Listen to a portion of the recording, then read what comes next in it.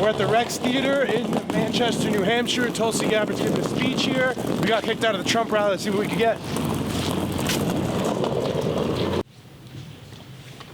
Tulsi, first and foremost, thank you for your service. Thank you. So I wanted to ask you, the Commander-in-Chief has to make many tough decisions. So if elected, would you have ordered the strike to kill Qasem Soleimani, somebody who's responsible for many American service people's deaths? I would not have made the decision Trump made, and here's why. Here's why. You do not want a commander-in-chief who's going to make emotional decisions about taking out bad guys, even those who have American blood on their hands, without understanding the national security implications and ramifications. You do not want a commander-in-chief who's going to go around the world and look, there's a bad guy, there's a bad guy, there's a bad guy, I'm going to go drone strike them all, without understanding the national security ramifications. Our founders knew how dangerous it would be to place all of the power within the hands of one individual to decide whether or not to go to war with another country. Our founders escaped a monarchy where all of that power was in the hands of one person. And they formed this Constitution to protect our country against that, any one individual having the ability to abuse that power. So they gave it to Congress, to the representatives of the people, who would have that responsibility to decide, do we declare war or not? So if Trump wants to go to war with Iran, he took out Iran's top military general, an act of war, unconstitutional because Congress had not declared war. The administration never came to Congress. There was no proof of an imminent threat that would have required that immediate action that he took. If you want to make the case to go to war, go to Congress. So we're out here today in Manchester, New Hampshire. We're at a bar for this Amy Klobuchar speech. Can you tell me a little bit more about why you're out here? Sure. I mean, I support Amy Klobuchar. I think she's exactly the kind of president that we need for this country, and I'm looking forward to voting for her tomorrow. What made you decide Amy Klobuchar over the other very rich, Democratic candidates? Yeah, I think it's a combination of her experience and her record of getting elected in a purple state and her ability to bring together the whole country, which is what we need to do if we're going to defeat Donald Trump. Absolutely. I know one of the underlying tones here is that she's also a woman, and if elected, she would be the first female president. Is that significant here? Is that something you want to see her talk about more? Look, I think it would be terrific to elect a female president, but let's be clear, we elected a female president 4 years ago, so it can happen again. Well, do you think Trump's illegitimate? I know he lost the popular vote, but we do the Electoral College here in the United States, and I know that's how he won, so... That's the way it works. But look, I think that Amy Klobuchar can bring together the combination of Democrats, independents, and moderate Republicans that we need to win. That's why I'm supporting her. Would you end up supporting the Democratic nominee no matter who it was? Absolutely. Whoever the Democratic nominee is, we got to come together to defeat Donald Trump. Absolutely. I know we have been seeing a little bit of splintering in the party, in the Democrat Party, from the far progressives. Some people slam Amy as a moderate and just a moderate. She definitely seems like the most moderate person of all the Democrats. Is that something that's important to you? Look, I think all of our candidates, there are differences between our candidates, but what unites us is much bigger than what divides us, and that's what's important. Last question, is she the most fit to beat Donald Trump? I believe she is. I think that she's got the smarts, I think she's got the integrity, I think she's got the record, and I think she's got the ability to unite our country. That's what we need to beat him, and that's why I'm supporting her. Thank you for your time, sir. Was there anything else you want to mention? Thank you so much for your time, sir. I appreciate it. So we're out here today. Trump's having a rally in SNHU Arena beside us, but you're out here with a Bernie Sanders sign. Can you tell me a little bit more about why you're out here, what it means for you to be out here? Because I think we need a little bit of support. Trust me, this isn't easy standing alone on the corner here, but just to, give them a voice and let them know that it's not over yet. So I know Trump came here like 6 or so months ago, and there was a huge protest actually to the left of us. That's what I was expecting. Tons of people, and there's nobody out here today. There's somebody else with an Amy Klobuchar sign. You're here with a Bernie sign. Why don't you think anybody came out today to protest Trump? I don't know if it's the weather. I don't know if they're getting scared, but I can't tell my grandchildren that I just stood by and watched and did nothing. So I'm just trying to do my part. So I know impeachment kind of fizzled out now with the acquittal in the Senate. Democrats are saying Trump will forever be impeached, though. Do you think the resistance is kind of flaming out? Less protesters? Impeachment didn't work out? Yeah, I guess there's a few less protesters, but I don't know. I'm just kind of here doing my part. I know we have a lot of different political beliefs in the Democrat Party right now. There are more moderates. Bernie's more left-leaning, calls himself a democratic socialist. Would you vote for the eventual nominee if it wasn't Bernie, if it was like an Amy Klobuchar or a Joe Biden? I guess it depends. Biden, I don't know if I could vote for. Amy, possibly. But it wouldn't just be any Democratic Party. When Bernie calls himself a democratic socialist, what does that mean? Does that mean anything to you? People are so afraid of the word socialist, but any community thing like the police, the firemen, those are all kind of socialist ideas, so people are really afraid of that word, but we already have a lot of socialist things that are in our everyday life, and I think people skew the word to scare people. I know people are saying socialism's like nationalizing industry, but sometimes Bernie Sanders says it's like some of the Scandinavian countries. So what does socialism mean to you? Is it nationalizing industry, or is it just, like welfare based off of the capitalistic system? The best way to put socialism in my words, I think, is his slogan, not me, us. So caring about that guy or that person or you, not just what benefits me, but to benefit us.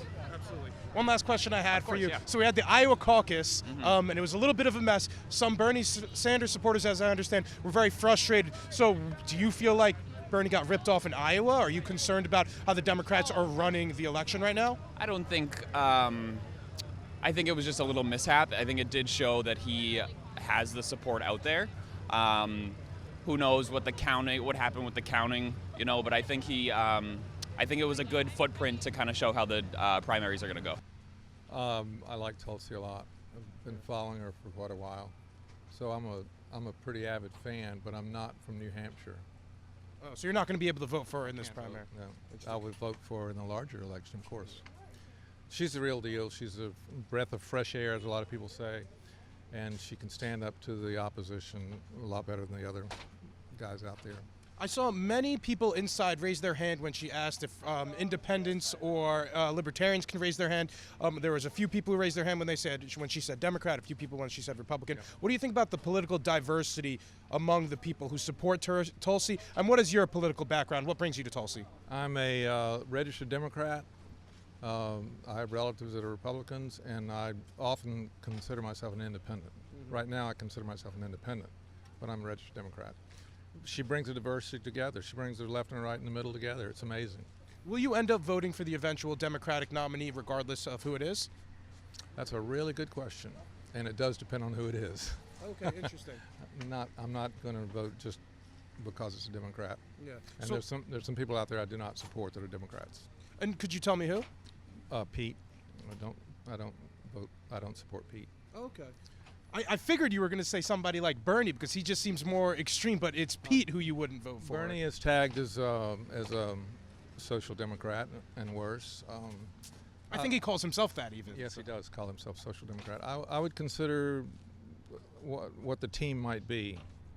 For the reason I hedge, he might ask Tulsi. If Tulsi doesn't get a nomination, he might ask her as VP. Mm-hmm. And I would be inclined to go that direction because I think she would bring that kind of open-mindedness, intelligence, experience to it, whoever ticket, whoever she's with. Yeah. One question I was able to ask her was if that she would also make the call to strike Qasem Soleimani. This is a terrorist that Trump killed. What did you think about her response to say no? Do you support that she wouldn't have killed him? I did support her response on that, and I was opposed to the reckless assassination, which I agree with her that it was illegal, probably a war crime.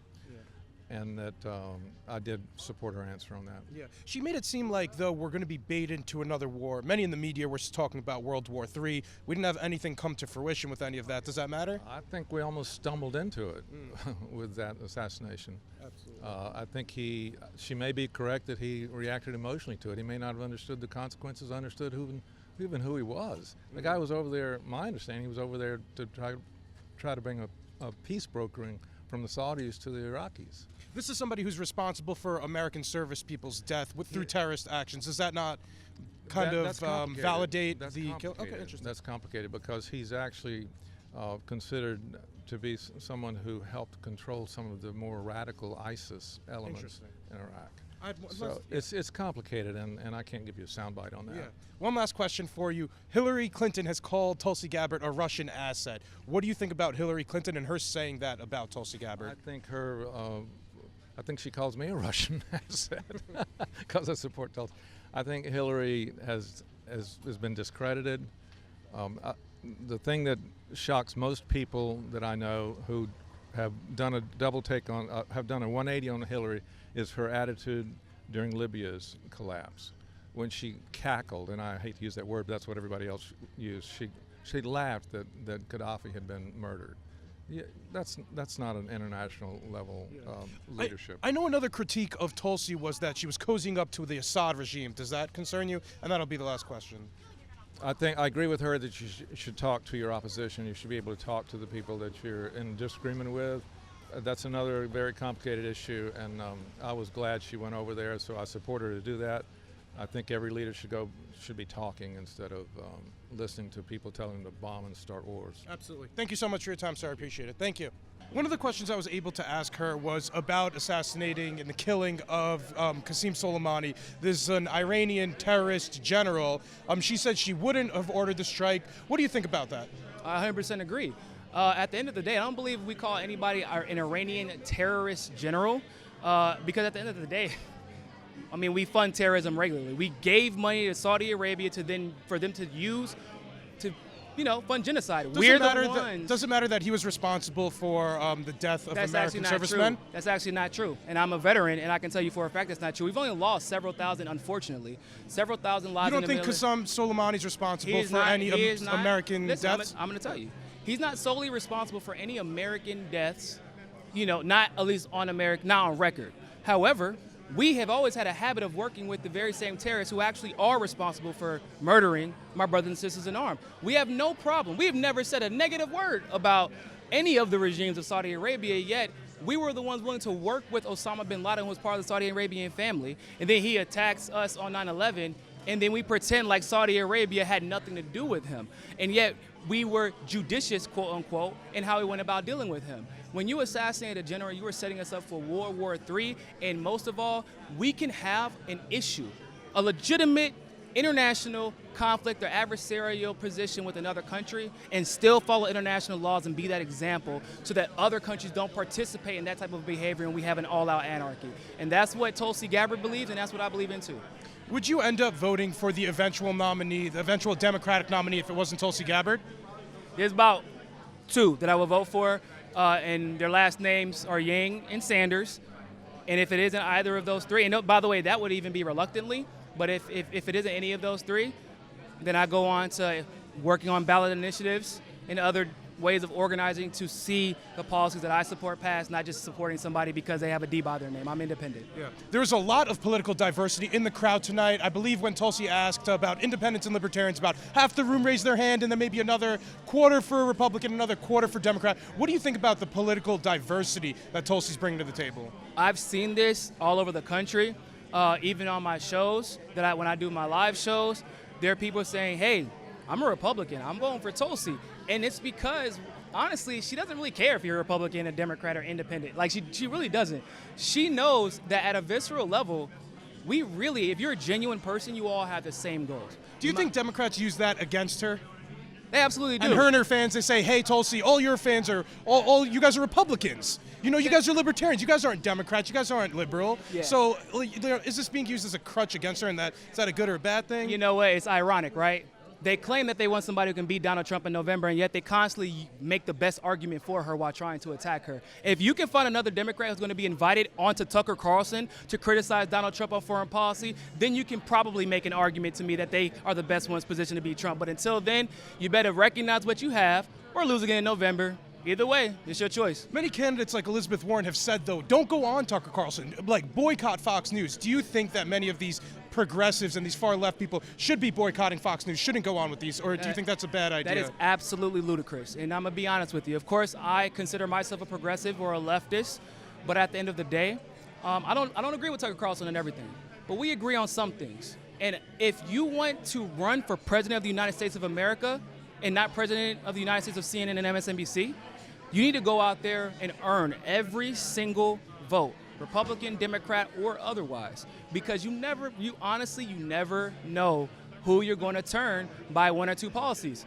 I've met so many Trump supporters who said, you know what, I'm not all that big of a fan of Trump, but I hate the Democratic Party and I hate NAFTA.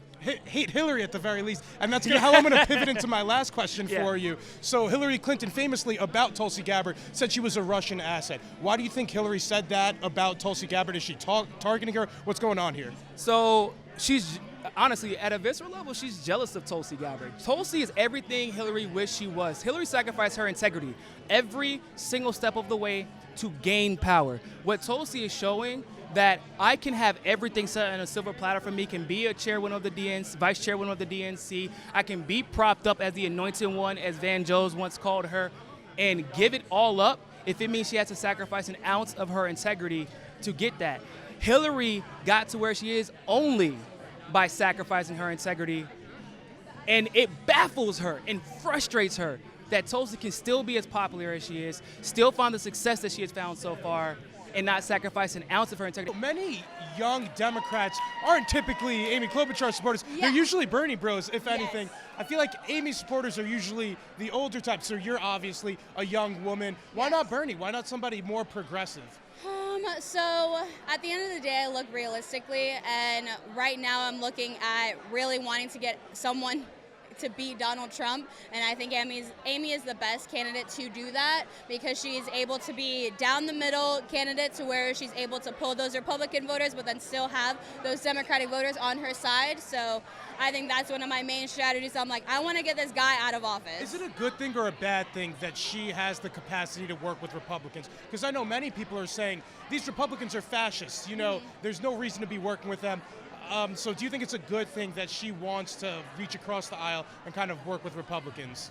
I think at the end of the day, it's a good thing because you're really just trying to be able to embody all that is the United States and wanting to represent all of the population that exists in it.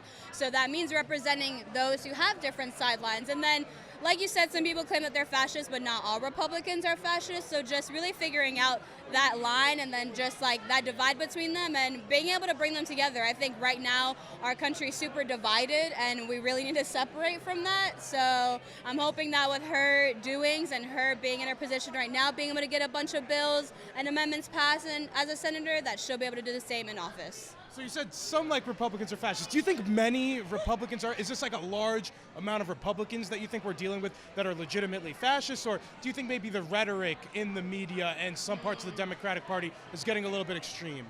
That's an interesting question. So on this class that we're in, we do have some students who are working in the Republican Party, and I do not think of them as that at all. So I don't want to generalize the entire Republican Party as a certain genre. It's really just getting to know them because some might actually be more on the moderate side, but some might be really far into the party. So what do you think the characterization from progressives and the media has been on this general topic? Do you think they've been doing justice to this topic? It's interesting. I don't know. I think that it's kind of going back to that whole divide thing. I think you're either going to be left or right, and there's no in between. So that's just one of the real difficult things. And I'm being pulled away to get back to the duties. Thank you so much for your time. I really appreciate it. Yeah. So we're in New Hampshire. There's a lot of political activity going on. We obviously have the primaries tomorrow. We're at a rally, though, for Amy. I see you have the stickers on. Can you tell me a little bit more about why you guys are out here? Well, sure, you go ahead. All right, so I was between two different candidates, and I went to go see Amy yesterday, and she is what I'm looking for. She's just perfect for me. So everybody else, there's something that's not quite right. I can't get the right vibe for them, but Amy is just amazing. So I volunteered for her today, my first time ever volunteering. And then I got my friend here to come because she's undecided. So You said it was between two candidates. Who was the other candidate? Pete, And what made you go for Amy over Pete? I'm going to vote for her. He just, when it came to the South Bend, Indiana issue of race and profiling, I wasn't too crazy about that. And when you hear Amy speak, she's just like right on it. Everything is just right there. It seems like she doesn't have any little secrets. So I know many in the party right now are kind of critiquing her for being too much of a moderate, especially with the more progressive wing of the party, Elizabeth Warren, Bernie Sanders. If one of those were to be the eventual nominee, would you end up voting for them Yes. if they were the nominee? Yeah. I will vote for any Democrat. Anybody to get out of Trump, anybody to get Trump out of office. And I was a Republican. What made you flip off a Republican? Was it Trump? Trump. Did you vote for Mitt Romney when he ran against Obama? Yes, I did. Oh, wow. I So you actually, I went against the ticket at one point. I voted for Obama when his first election, and then so I'm really an independent at heart, and I'm an independent now because I can't just. I don't like to vote along party lines. And I had one last question for you. Amy Klobuchar is obviously a woman. We've never had a female president before. Is that significant to you guys that she is a woman? Yes. I think it's significant in that she can do the job. I feel like so far we haven't really had a woman who's been able to do the job. She's emotional, and yet she's not like a pushover. You know what I mean? She can just, I don't know. I know she works across the aisle, but she gets a lot of pushback for working with Republicans nowadays. Do you think it's a good thing or a bad thing that she could work with Republicans? I think it's a very good thing. You have to. You have to be all accepting. I think that's the only way we can work together. As a country, right? It's just ridiculous to think that you have to go down party lines. I don't know. Do you see a lot of that in politics nowadays? I know some of the candidates were talking about, like Elizabeth Warren was saying, don't go on Fox News and things like that. So do you think that kind of political division that exists in the United States right now is a bad thing? Extremely. I mean, I pretty much watch CNN, ABC, CBS, a variety. I'll check out C-SPAN. And then I actually put on Fox News the other day. And just because I want to try to be open to everything. I want to know as much about everything as possible. And I couldn't do it. You know, because I felt like everything was just a lie. Do you trust the media, even the CNNs and the more liberal media? Do you trust them? Not 100%.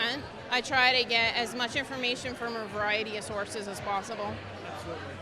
Thank you for your time. Was there anything else you wanted to mention? I love Amy. You know, I'm a minarchist, which means I believe in the minimal amount of government possible.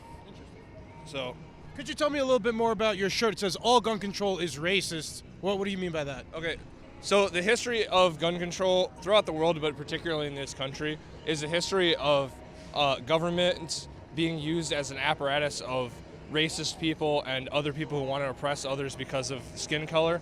For example, the first time the Second Amendment was ever brought up in the Supreme Court was in Dred Scott, where the majority decided that they did not want to grant black people the rights of citizenship because that would mean that they also have the right to possess firearms.